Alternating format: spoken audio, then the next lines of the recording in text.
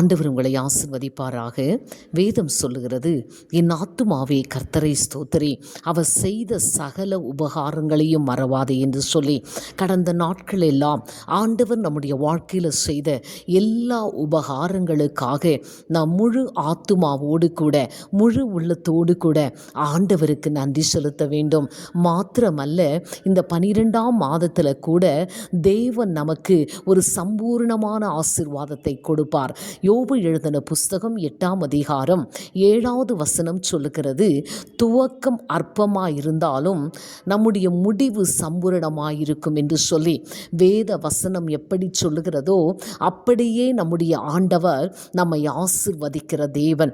அவரை நம்பின, அவரை ஏற்றுக்கொண்ட நீங்கள் யாராயிருந்தாலும் இந்த ஆண்டு துவக்கத்தில் உங்களுடைய நிலைமை எப்படிப்பட்டதாக இருந்திருந்தாலும் இந்த ஆண்டு முடிவிலே ஆண்டவர் உங்களுக்கு ஒரு சம்பூர்ணமான ஆசீர்வாதத்தை கொடுத்து உங்களை ஆசீர்வதித்து வழிநடத்துவார். இந்த மாதம் பிறக்கும் பொழுதே ஏசப்பாவின் பிறப்பு ஒவ்வொருவருக்கும் ஞாபகம் வருகிறது.